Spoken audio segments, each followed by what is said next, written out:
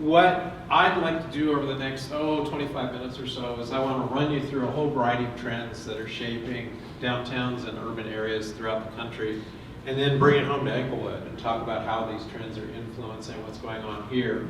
And then I'm also going to talk a bit about the Downtown Matters process, because right now is an opportune time to get involved. We're part of a team that is working with the city to look at what's next in downtown. And for a variety of reasons, again, the timing couldn't be better. So I'm just going to jump into it. As David mentioned, I am a Denver native. That is kind of rare these days. And in my lifetime, boy, have I watched a lot of change. This state of Colorado has 3 times more people today than when I was born here. And I'm one of those rare natives who doesn't mind any of that. I've largely welcomed the change.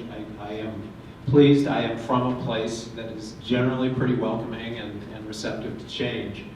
And I've done a lot of work in a lot of other places. Over the last 26 years, our firm has worked in 37 states, 250 cities on downtown issues. Not all places are receptive to change. So it's great to be in an environment where we can embrace that and shape it. So the trends I'm going to talk about today, this comes out of work we did here in Denver 13 years ago. And our firm, what we are, we're real estate economists and planners. We were part of a team looking at the future of downtown Denver.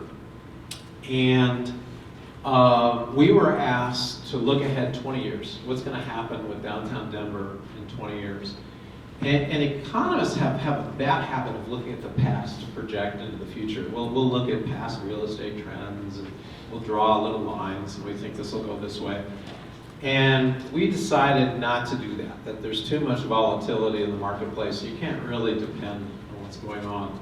So 13 years ago, we started to identify different trends that are shaping cities. We looked at demographics, lifestyles, competition. We developed this trend analysis, and then we applied that to projections for downtown Denver. A couple things happened out of that. One is we learned a ton. 2, we were kind of spot on. We just got a truth check on our projections about 3 years ago, and we were pretty close to what's happened in downtown Denver. We were pretty spot on the residential growth, which we accelerated. We thought that there were a variety of trends that would accelerate it over the existing projections. And we actually downsized some of the job creation trends at the time, back in 07, and we were kind of spot on there too. So that was reassuring. And then the other thing that's really powerful about these trends is that they're universal. We just found that these apply to every city, every state we work in. So this has become part of our work, and we've been updating this thing periodically. So this is a bit of an eye test. Don't worry about this slide. And in fact, this is we have a report. We have a trends report. My last slide is our website, so you can gather the trends report from our website. It's there for anybody who wants it. But the point of this is that these trends have changed over time. So as we've tracked this about every 3 years, we look at this, we say what's new in the world. We still are looking at demographics and lifestyles. And you'll notice in 2020, instead of competition, we're now looking at what we call disruption. There are all these disruptive elements in the world that are impacting the shape of our cities. So 13 years later, and sort of 5 iterations of this trends report, about half of the trends we're still tracking, and about half have been new and have been changing over time. So I'm going to run through these different categories. We're going to sort of look at the state of the world and then bring it back here to Englewood. So I'm going to start with demographics, and there really are now 4 generations that are shaping cities and what's going on. So boomers. Anybody in the room would admit, along with me, that you're over 55?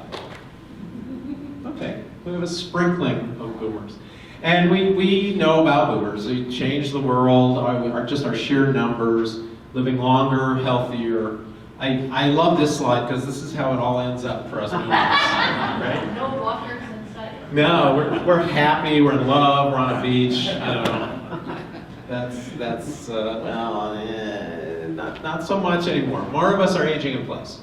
And one reason we're aging in place is because we're the generation that got most hammered by the Great Recession. So a lot of us lost a fair amount of wealth and mobility. The good news, though, is aging in place. A lot of us are looking for walkable urban environments like we have here, and the boomer market, a strong market as we look at downtown Englewood moving forward.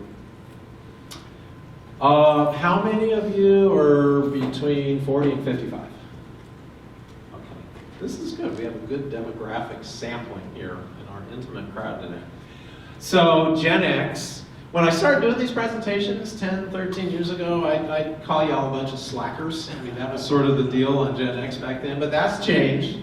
Gen X has grown up. Most of you now have families, have the most wealth in the market. And what's key is also moving into leadership positions. So when I'm working in towns, whether it's city council or it's the board of a chamber of commerce or whatever organization it is, more and more I'm finding that Gen X is really running stuff and managing things. Millennials, how many of you are from your early 20s to your late 30s? Okay, small sprinkling of millennials. Very, very important group. Every city across the country has been competing for millennials. And why is that? Because it's really the largest, most educated generation in the workforce. Grew up with technology.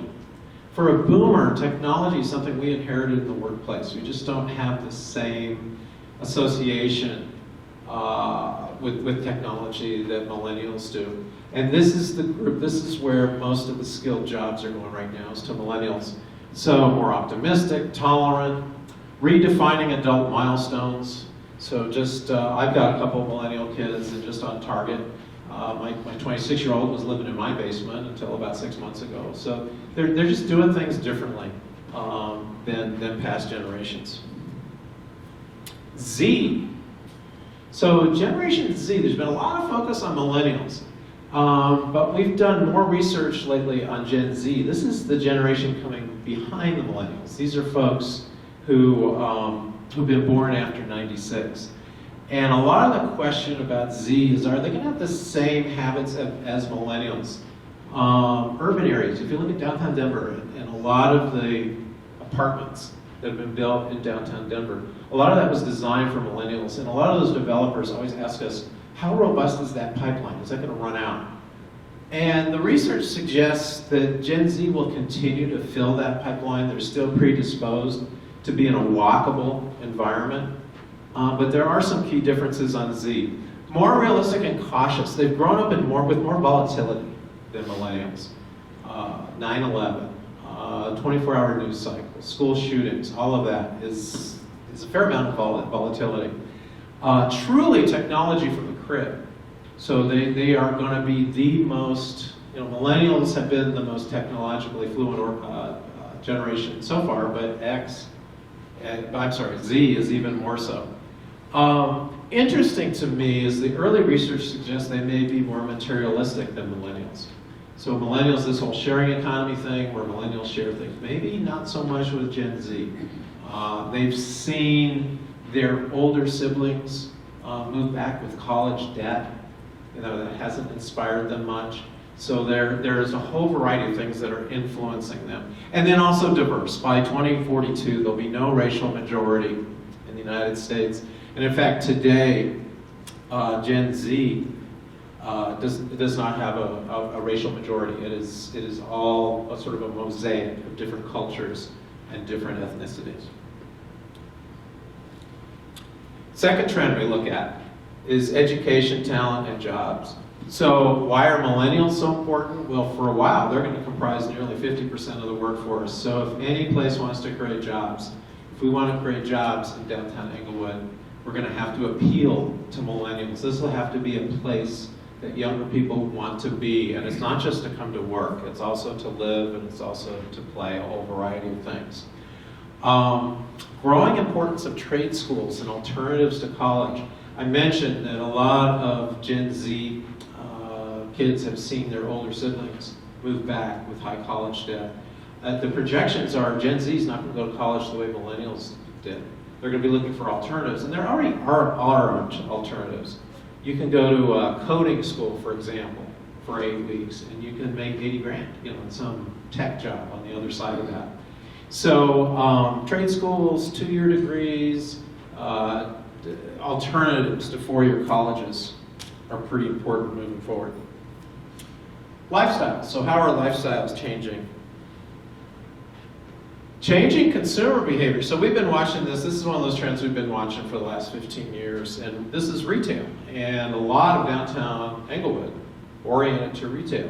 So a lot of people think retail's dead, that the internet's taken over, and that Amazon is going to be our overlord, forever and ever. And not so true. I mean, even today, last year, which was the highest year of online sales, less than 10% of sales were online. You still have more than 90% of sales that are in brick and mortar stores. Also, half of those online sales were from companies that have brick and mortar. So remember, you got a Walmart, you got others that are selling online as well. People shop online, but they don't necessarily push the button and buy online. So retail has to have a presence there, but there's still really strong market justification for brick and mortar stores. Integrated experience, and this is important for small businesses too. So particularly with millennials and increasingly with Gen Z, where they shop from this thing. And they start there and they end there. They may end at a store, but they start here. So this whole notion of an integrated experience from online to storefront, very important moving forward. Shifts in transportation and mobility. This is also something that is shifting wildly and is going to impact our planning here in Englewood. So here's the millennial not knowing exactly what that machine is behind him. And that's a shift, is millennial and Gen Z just don't drive the way older generations drive. 26%, only 26% of 16-year-olds have driver's licenses today. That's a low that goes back to about the 60s. And they're just disinterested in it. And again, mobility is a service. It's with the younger generation, it's all about this. And I don't care if it's a car, or it's a bus, or it's an Uber, or it's a bike, as long as I can access it that way. This is one reason, a bit of an editorial comment, but this is one reason RTD and transit agencies are struggling right now, is they haven't integrated their service. They haven't integrated a fixed route service into this new sort of integrated transportation program. There is a role for that, but they're behind. They're playing catch up on that. Other transit agencies actually across the country have been a little bit ahead of them. So mobility is a service, and what it means for a place like Englewood is not to be so car-centric. And I know I go back almost 15 years here in terms of relationship with Englewood, looking at different planning and different options here. And there's been a lot of talk about connectivity and about more room for bikes and pedestrians, all of that. That's critical moving forward, particularly if downtown is going to be vital for jobs and for retail, and also to be relevant to younger populations. Housing. So downtown areas like Englewood becoming neighborhoods. Englewood was a pioneer in development near transit. 20 years ago, a lot of this sprung up as the transit station was developed. And in 20 years, the world has changed so much that we're already ready to rethink all of this. But in terms of a downtown area, housing now is a key component of it. And what's critical in this, and an opportunity for Englewood, is affordability. Can we wire affordability into the next wave of housing? Arguably, downtown Denver missed the boat on that. Most of the new housing that's been developed in the downtown area, very highly priced. And you see a big housing crisis spilling into the neighborhoods. Englewood, where we still have a bit of an empty canvas down here, can we be deliberate about providing a variety of housing types as we rethink what happens with downtown? The power of place. So this is one of these new things we thought about. Every downtown area, every community wants to be authentic. And one of the problems with that is authenticity has almost become a commodity. You know, every town has just the same elements of what's authentic. And so what we're looking at, it's kind of a big word, but we're big on what's called contextualism. And as we think about what's next in Englewood, what's the history here? And what sort of ties to the history What are the existing populations here? Let's respect the existing populations in terms of what sort of threads of culture and identity they add to this. So valuing history, culture, and existing populations as we think about how we're going to re-engineer some of the spaces in downtown. So the last set of trends, and then I'll bring this home in terms of some ideas for Englewood. Disruption, and I mentioned this year in our trends report, we decided to go from competition to disruption because these are just a whole variety of trends that are impacting how we work. So surprise, surprise, if anybody's been watching CNN or equivalent lately, divisive politics. You know, we've got this whole election season coming up. We are more polarized than we've been in a long, long time. When we started this, though, our key on this is when we started this trend report 13 years ago, everybody in this room, everybody in your family represented about $29,000 of the U.S. national debt. Today, everybody in this room represents more than $70,000 of the national debt. If you really want to be depressed in the morning, Google U.S. per capita debt clock. There's actually a clock that will track to the penny your share of the national debt every day. This continues to balloon. What this means is regardless of the dysfunction in Washington, they just don't have any money. So regardless of who takes over, there's not going to be a reliance on the federal or state government, we feel, for the things we've relied on in the past, such as infrastructure and education and innovation. These types of investments need to come locally from cities and regions. We're fortunate in Englewood. The Denver metro region has been one of the most forward-thinking in the country when it comes to regional investment. So whether it's our transit system, or our stadiums, schools, we're on the cutting edge on that. But also Englewood, interestingly, hadn't actually thought about this until right now, is going to have some decisions this November about investing in itself, in its infrastructure, and it's critical that cities, even small cities, are going to have to invest in themselves, because these things are just not going to be bailed out by state or feds or other larger governments. Technology. What is shaping technology? Well, the device that has shaped our, and again, this will be the third time I pull this out of my pocket, but these things have shaped our lives more than anything. The first year we did our trends report, 2007, is when this little device was brought to the market. It's hard to believe that iPhones have only been around for 13 years now. Typical American family has 5 smart devices. There are 50 billion of these things now worldwide, which is crazy when you think how interconnected we are. So this has affected how we use space. When you see new development, new projects, you'll see less emphasis on private space, more emphasis on social or shared space.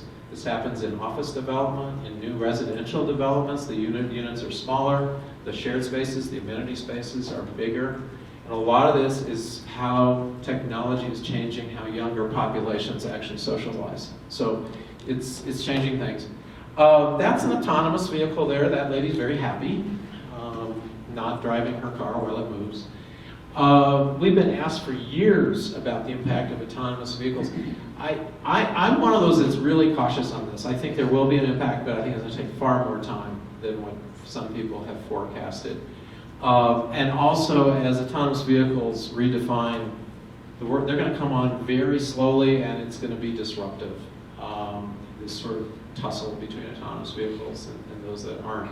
What it does mean for our planning, though, is to think forward, because it ultimately will reduce our demand for parking. I think there's no question on that. So as we look at parking demand and how we're designing space, even if we build new parking structures, for example, virtually all of the new ones across the country right now are being designed for alternative uses 10, 15, 20 years down the road.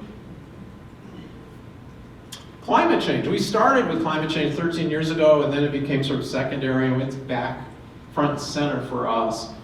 And it's really about demographics for us. This is the top priority of younger people. So millennials, Gen Z, this is a crisis. This is their number one priority.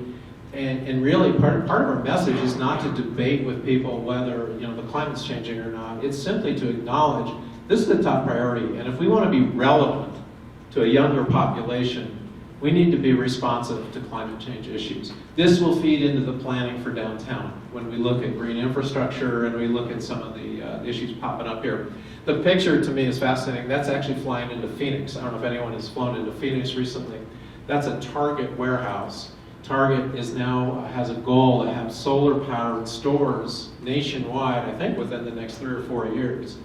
And part of this, yes, they want to be a good citizen and all of that, but the bottom line for Target is their customers. They want to demonstrate to their younger customers that they are on board with what's important to them. And then the last of these 10 trends is equity. So, and basically the formula here is a diversified city is good for a diversified economy. This is one of the concerns I've had in Denver as a native. So I've watched the city change. I've been less concerned about traffic and some of the things that my neighbors will often complain about, and more concerned about just the shift in the neighborhoods in our city. We've lost a lot of the context. Remember that slide on contextualism? So a lot of the original neighborhoods have really changed. A lot of the businesses have been displaced. A lot of the people have been displaced. And the concern is you don't want to be a one-dimensional city. You don't want to be a one-dimensional downtown. And while this statistic may not necessarily apply to Englewood, but probably the worst example of this in the photos from San Francisco. San Francisco is dead last of the 100 largest cities in the United States, dead last in the per capita number of children.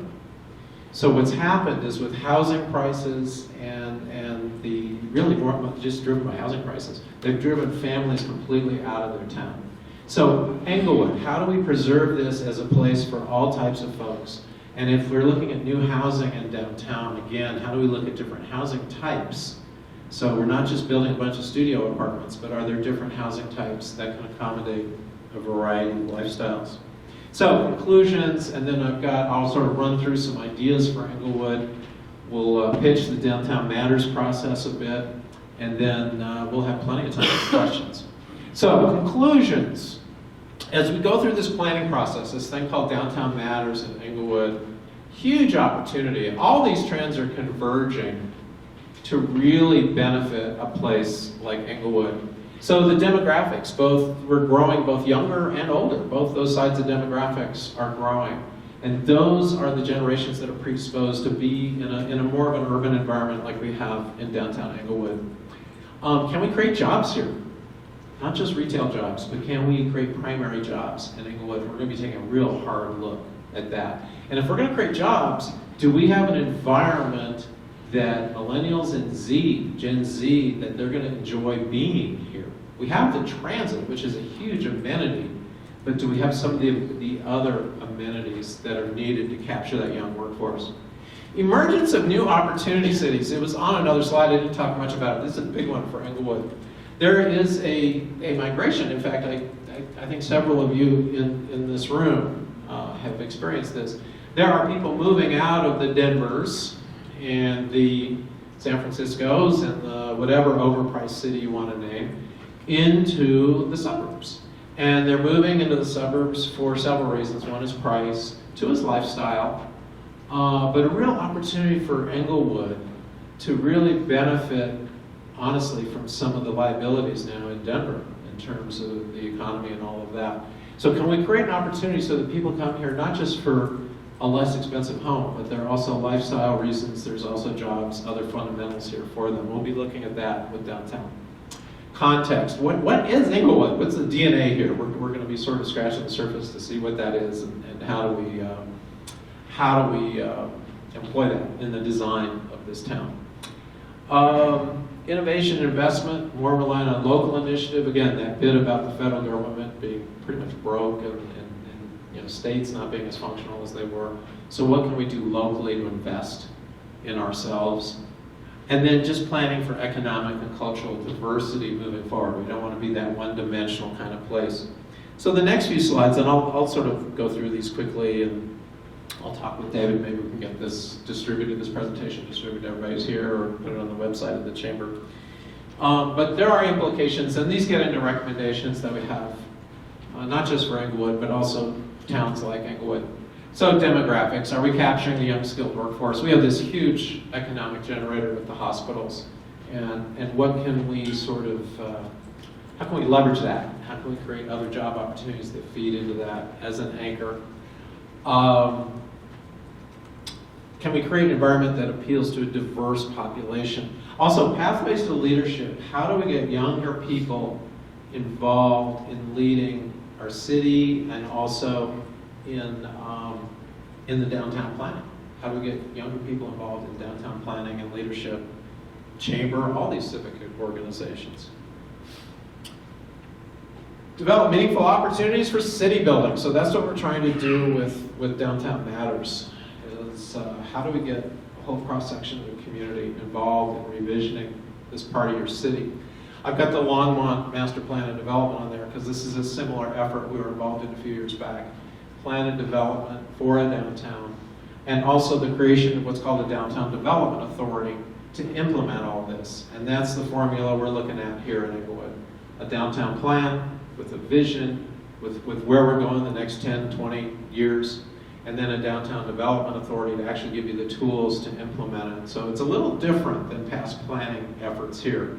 Not just a plan, also an entity, a team of champions, if you will, that will care about and manage downtown day to day. Lifestyles. How do we help your small businesses here? Looking at the Broadway corridor and the rich tapestry of small businesses, many of which have been here for decades. So how do we support local and unique retail? I mentioned conventional brick and mortar is not dead, but it also requires an experiential part too. It's not just selling stuff, it's creating an experience where it's active, it's safe, it's clean. These are all some issues that we're hearing in our initial talk with your stakeholders here, that we've got some challenges, particularly along the Broadway corridor. So our plan will be looking at how do we solve some of those and support local businesses. Housing with diverse price points, neighborhood amenities. This building on what makes you. Again, really trying to figure out what's the context of Englewood and what's the historical underpinnings and how do we apply that in the planning of downtown. Entrepreneurship. We talk a lot about jobs. It's not just recruiting big businesses, it's also supporting small businesses and entrepreneurship. So I know the city, Darren and colleagues have been doing this for a long time in terms of small business support. How do we strengthen that, and how do we make downtown more of a preferred location? And certainly with the chamber, really with new leadership and really sort of stepping up in a new way, at least since I've been here, is exciting because you've got the opportunity for partnership, for public-private partnership in a way that certainly I haven't seen in Englewood in quite a while. Sustainability, climate change, social equity, these are all things we're going to be looking at in the context of the downtown plan. Some of these will be design elements, some of these will be policy elements, but I would argue these are all important as we rethink downtown and we make sure that this downtown is relevant to the next generation of investors who are going to want to have businesses here. So yeah, I mean, a lot of this is thinking about millennials and thinking about Gen Z, but it's also for existing businesses. How are we prosperous? How do we recruit and retain employees? It's all part of the equation here. So, last few slides. So, bottom line, as we look at this planning process, and the planning process in Englewood is fairly far-reaching. We're going from Santa Fe up to Downing, the hospital district, Broadway, the core of Broadway, City Center where we are right now, the city building. This is all part of this planning process. And the point is really never in our lifetimes have all these trends converged to benefit areas like this. So the timing couldn't be better for planning, because we would argue the investment's going to come one way or the other. The change is going to come one way or the other. There's just too many factors that are sort of circling around Englewood right now. So how do we shape that? How do we influence it? How do we create the type of downtown that we really want? Is that what you consider downtown Englewood? That's certainly a study area that we're looking at right now. So Consider that downtown. I consider like a Broadway area. I'm just trying to get the context. Well, I think, the traditional downtown's Broadway, right? I mean, Main Street. But I think what we're doing through this process is trying to expand people's thinking, in terms of what downtown is, because it's all interrelated. Right now, this is kind of disjointed. The hospitals sort of do their thing, Broadway does its thing, City Center sort of does its thing. And we actually think, particularly the businesses on Broadway, could benefit a lot if we could start connecting these things together. I mean, the hospital, the amount of visitation and volume of business, workforce that's driven there, if we could just capture a percentage of that on Broadway, it'd be outstanding. So anyway, we'll get into that in just a moment. And I think this is my last slide anyway. I'll stop talking here a minute. We can talk about Downtown Matters and just talk about any of these trends. Schedule for the planning process. So you can see we are in February. We're still on the front end of this. There's still a lot of opportunity for folks to be involved. David mentioned this online survey, which actually will run through March now, so we're keeping it live for another month. So there's an online survey. Hillary in the blue sweater in the back, wave your hand. That's Hillary, is the connector to Downtown Matters. So if you want to be connected to this process and be involved, she's the best resource for that happening. We've got a steering committee that's met a couple times. We've met with City Council. We'll be meeting a couple more times with them. We're going to be having a community workshop conveniently on tax day, so you can't forget it. So it's scheduled right now for April 15th. And then the downtown plan will come together fairly quickly. This new vision for downtown, how we connect these different pieces by June. And then at that point, we'll decide, do we want to do the second step here? One step is planning. The second step is implementation through this Downtown Development Authority. So if we want to create this development authority, it has its own process, its own legal process. That would kick in over the summer. So with that, I'll wind down. This whole trends report is available on our website. That's our website. I also put our Twitter handle there. We don't do a lot on Twitter, but we do put information on there that reinforces the trends report. So we're rare in the world of Twitter. We try to put things of substance out there. So anyway, that's where you can get more information, is on our website. So with that, it's about 8:30, and I think we've got, 15, 20 minutes for questions? Comments, yeah? Yeah.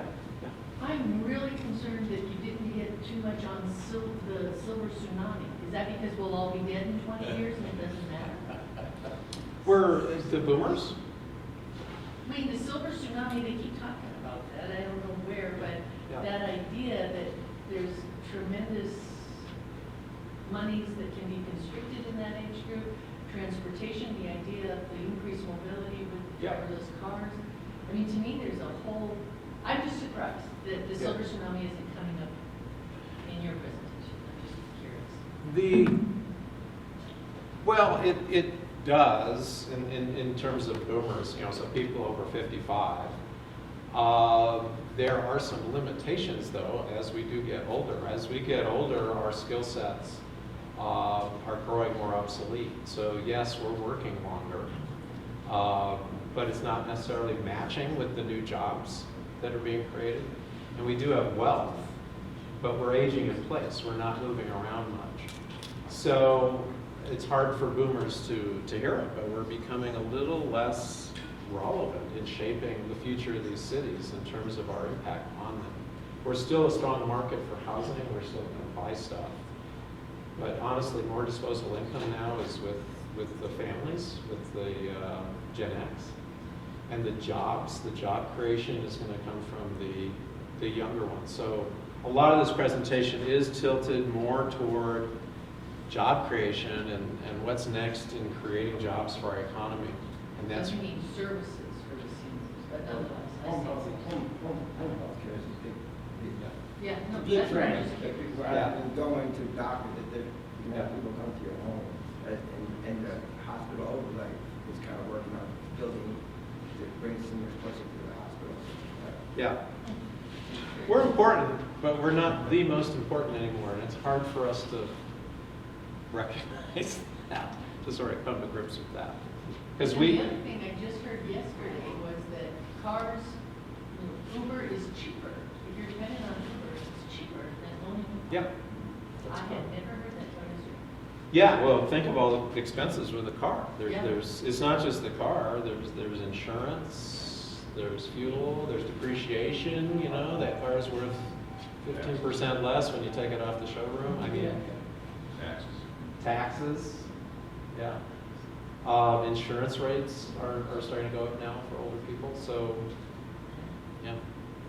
Yeah, You mentioned Longmont is a success story. Could you talk a little bit about best practices up there that may apply to redevelopment in Wood?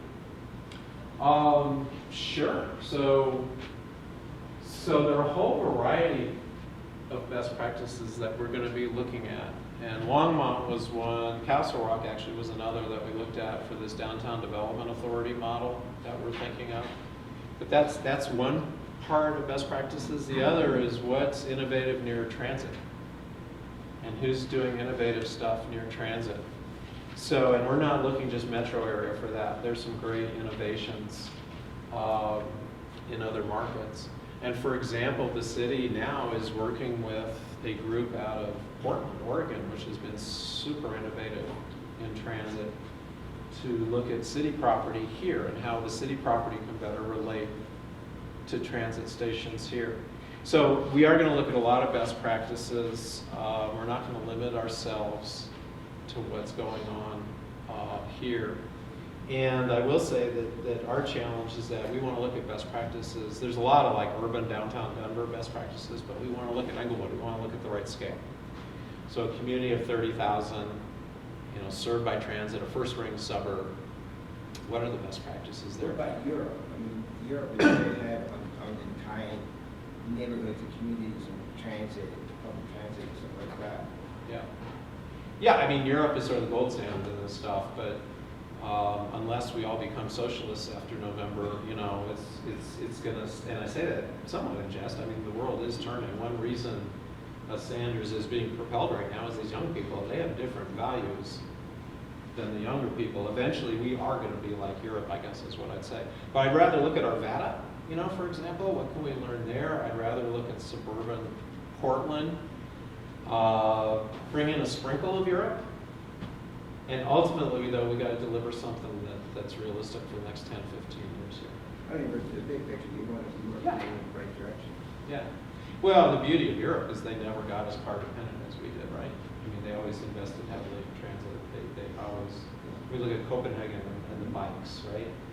They're what? They're 50% of their commuters are on bikes or some crazy statistic. And they got a real investments in green corridors and Yeah. safe transportation. People always, again, older people often discount the impact of bikes and those kinds of transportation, but the two American cities that have the highest bike commuters in the United States, and they also say Denver, it's cold in winter. Well, the number one bike commuter city in the United States is Portland.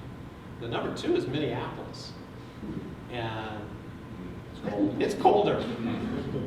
But it's part of their culture, you know, and they've designed their city around it. And they've borrowed ideas from places like Copenhagen and other cities like that. Yeah. Touching base on the bicycle, I know this isn't brought up, but you can sit on a corridor in the Platte River. Yes. For bicycles that are fantastic. Yes.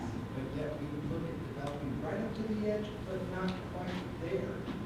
And I think if we want this to be more of a walk and not as driver friendly in the sense of car accessible, we should look at trying to tap that connection better. That's a really good idea. And there are a whole bunch of ideas that are popping out of this process even initially. So, for example, there's a greenway in here, and then we buried the creek, you know, as we get into city center. And one of the ideas, and I think this has already been endorsed by your city council, is to daylight that, you know, and connect that creek all the way through. That could be connected to the Platte Trail. I mean, what a killer amenity. And then you'd have a connection, you know, from the whole, you could easily find connections to that. So that's the kind of thing we're fishing for in this downtown process. I mean, really any idea right now, you know, back to the Europe thought, if there are cities or if there are different things you think we should look at, we're welcoming that. If you've got some ideas of experiences, you know, a city you visited and you said, wow, it'd be great if we could have a little piece of that in Englewood, we want to hear that. Yeah. What is the process for and the requirements to set up the DDA? So to form the Downtown Development Authority, it requires, the first step is what we're working on right now. It requires what's called a plan of development, a downtown plan. So it requires a downtown plan. And then there's the legal process to form the Downtown Development Authority, the DDA. It requires a vote by those who are affected.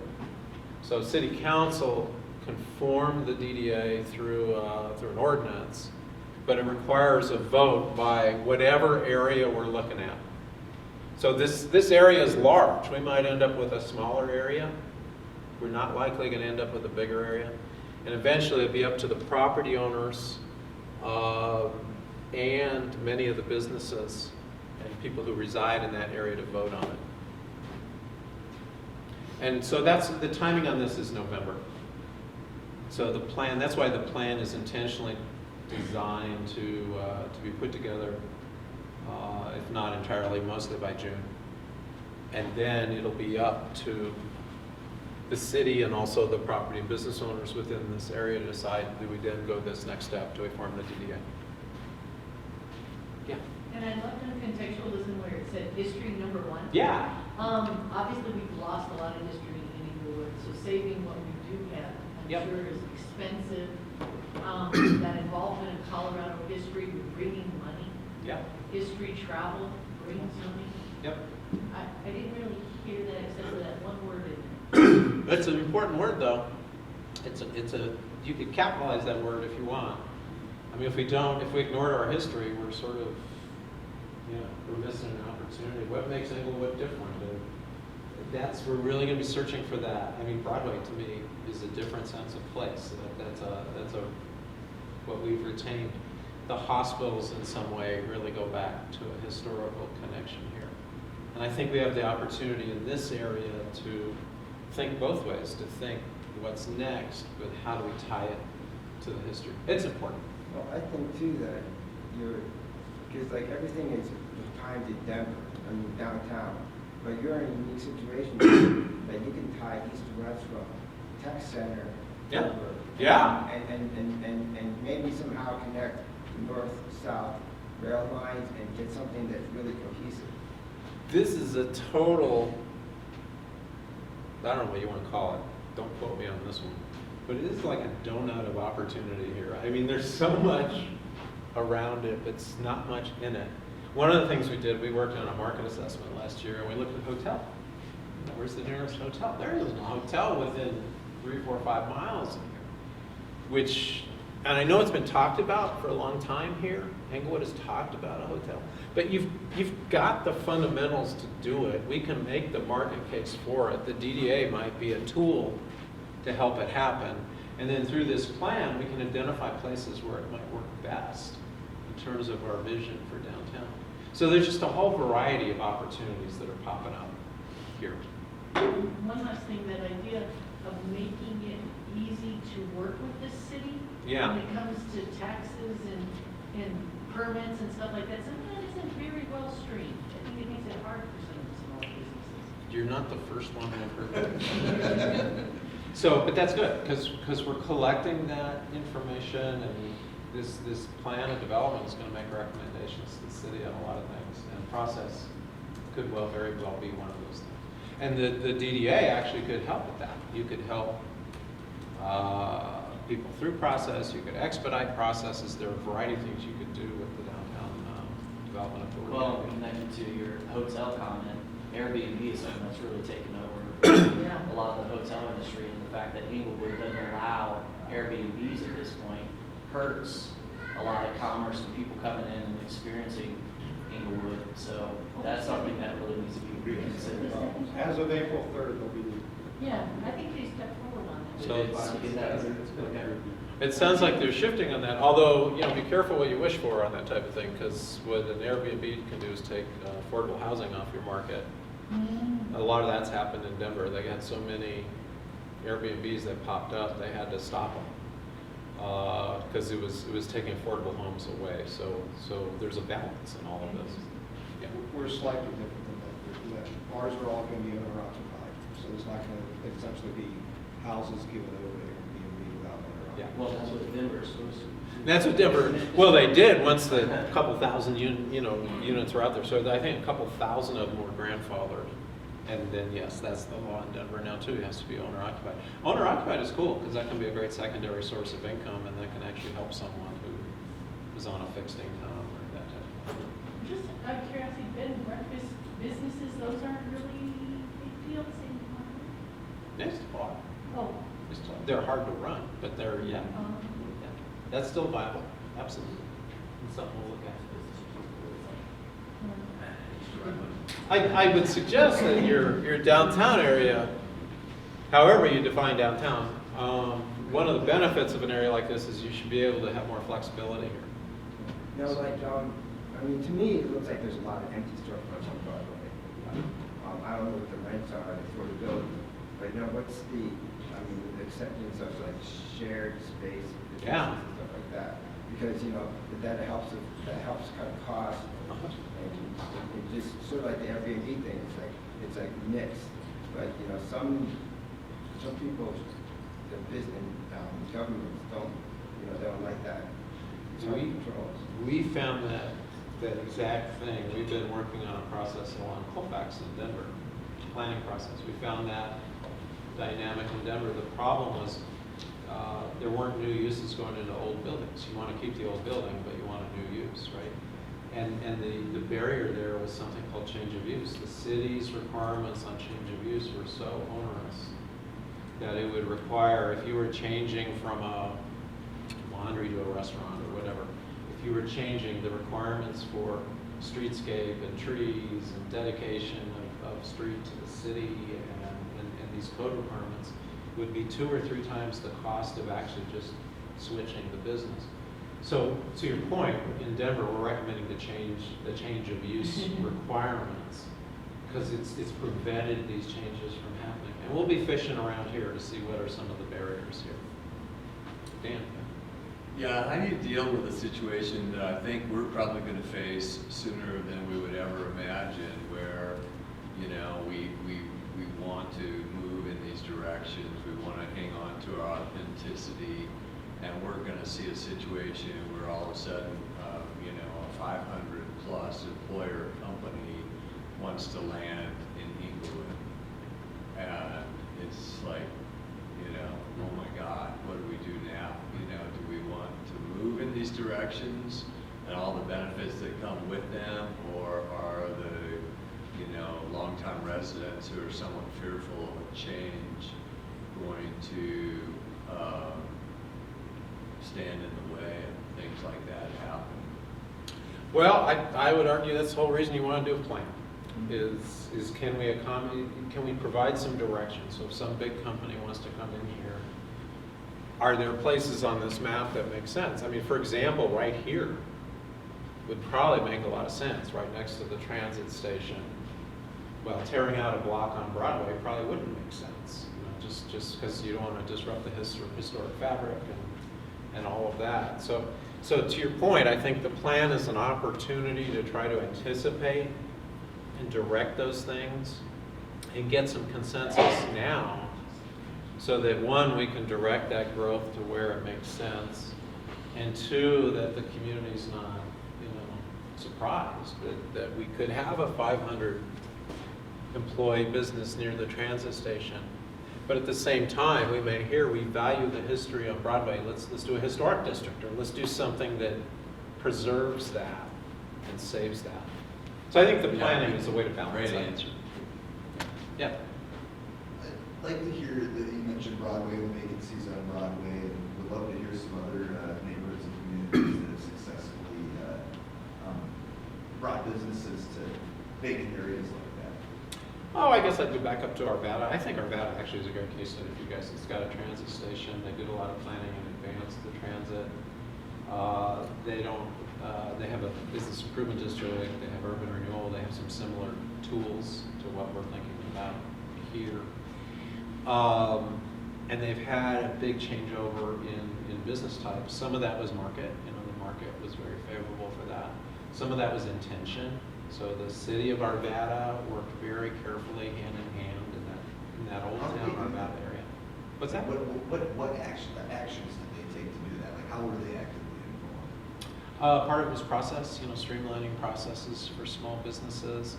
I believe there were some direct subsidies. There are in Longmont. There's some direct subsidies for some of these small businesses to help them get going. Often the subsidies go to the property owner, not the business, to change the space. Because if you can improve the space, if for some reason the business doesn't make it, at least you've got a better space for the next tenant, that comes in. So in Longmont, Castle Rock, some of these other DDAs, Windsor, they've been focusing on working with property owners to improve spaces. There's a recruitment angle to this, figuring out which businesses are They missing. have a vision, they set a vision Yes. for the area, and then that attracts. Yes. And then go after what you want.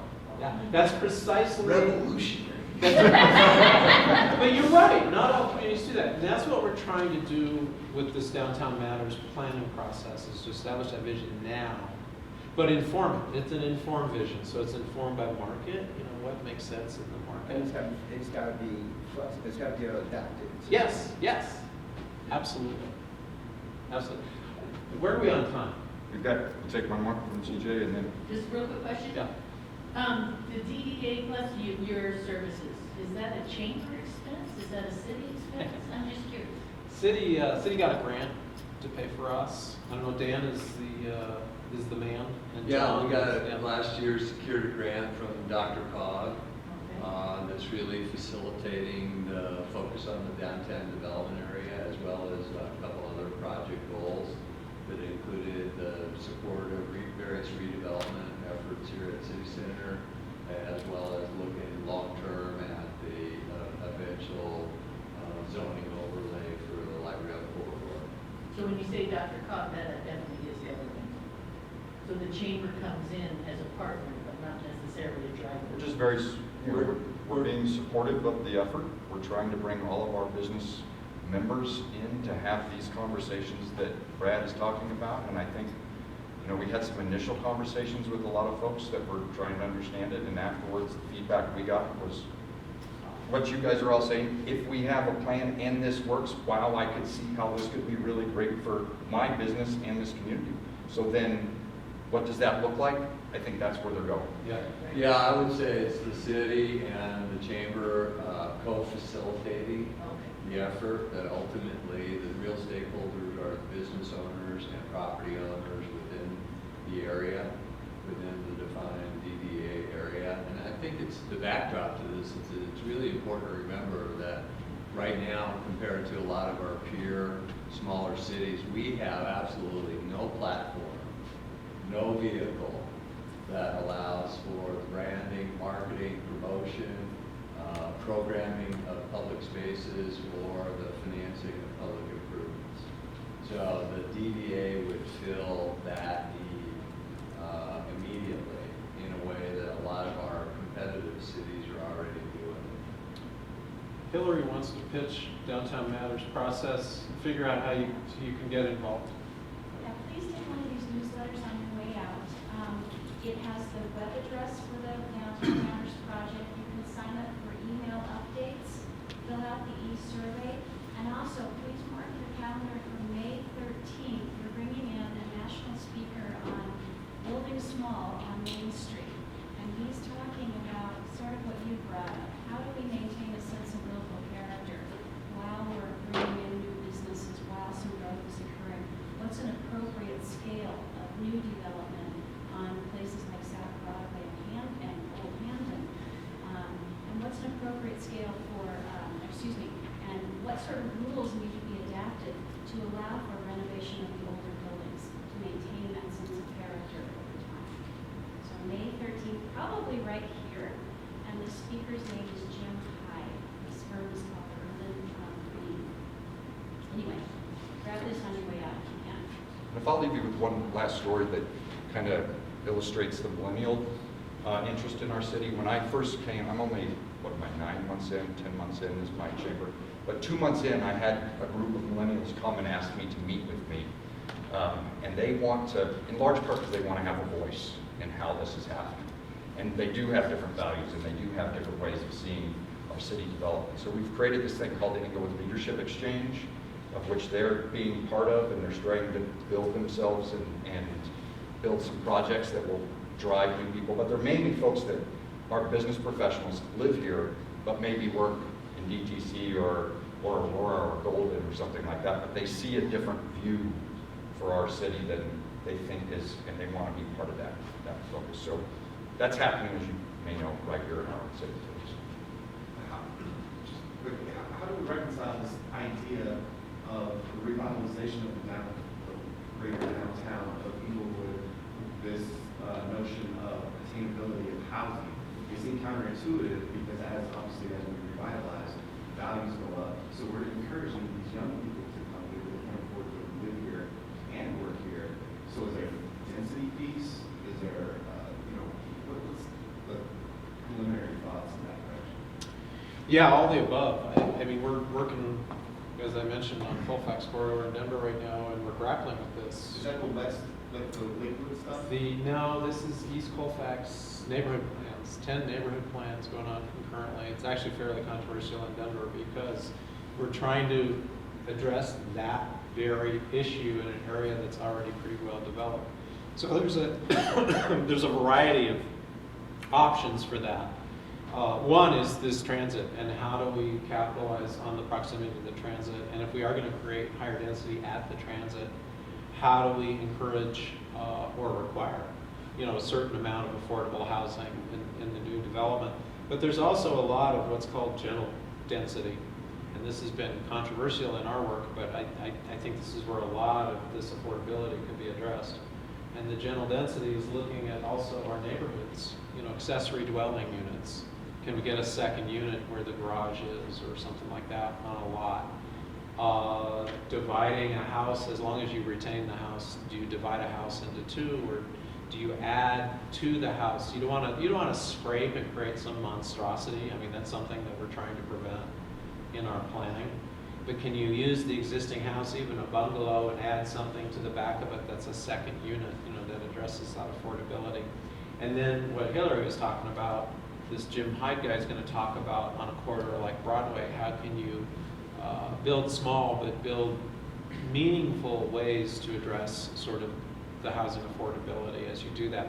So my response to you is it's a whole variety of things. It's also preserving what we have, which we often forget, preserving a lot of the affordable housing that we have. So a lot of the affordable housing that was built 15, 20 years ago, it has the ability through the tax credits or however it was financed to go to market rate after a period of time.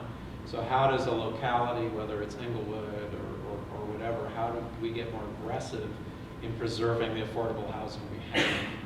So these are all, there's a lot of different answers, and we'll be looking at all those as we look in the context But of the small here. bungalow, the existing bungalow idea is great. Yeah. However, if these properties, they can get 600, you can tear it down and put, a 3,200 square foot duplex on the same lot that was 1,200 square feet. It's kind of a tough sell to think about building onto, taking something that's not exactly functioning as well for our future, communities, and expect to kind of grow from there as opposed to starting fresher. So how do you enforce that? How do you say, this bungalow is going to stay, but it's going to stay next to a giant, the largest farmhouse? So how we're proposing to do this in the Denver plans are really through two tools that are working at the same time. One is design tools, some sort of design guidelines so that you can't do the big monstrosity box. If you can scrape, you can build something new, but there's going to be constraints on how big and what that thing looks like. The other thing is if you want to do an ADU or if you want to do a second, and divide your house into multiple units, you can only do that by using the existing buildings. You can't scrape and build 3 units. You can only do it if you leave what is there intact, so there's some relationship to it. So the design is sort of the regulatory side of it, and then the incentives is saying, yeah, you can have an ADU or you can have multiple units only if you use what's there, not if you create some monstrosity. I think one of the biggest problems, which was the fail of Denver, is the zoning and planning doesn't look at what our neighborhood needs for a workforce of people so that people can work, live, play in a level in the community. And because the gentrification and things like that, that's where all the affordable housing just went away. They scraped and go. Yeah. And then to be different, we need to, the thing is planning, but the zone for who's going to live and work here and provide that housing, for those people and doing it that way. Because, right now, the zoning and planning is, there are protections for like, heights and different things like that, but they're not, it doesn't really solve the issue of the neighborhood and try to reduce the traffic and everything else like that and building greener type neighborhoods. Well, certainly over the next few months, we're going to be looking at that downtown area, that expanded downtown area, and see how we can balance all these things you guys are talking about in the context of this plan. David, you have to clean up the room by 9, is that right? You have 3 minutes? So unfortunately, we need to wind down. Before I hand it back to David, just thank you for being here today, for sticking around for the whole program, and for your questions. Your questions are great. Hillary has been taking copious notes. And do talk to her, get her your email or a business card to be plugged into this downtown planning process as we move forward. Great. Well, thank you guys. Thank you all for being here today. This is the first in a series of many that we'll be doing to have these larger conversations. So I think by virtue of signing up for a ticket, you're now on our email list, so you'll be getting a lot of information. So, yeah. Thanks, guys.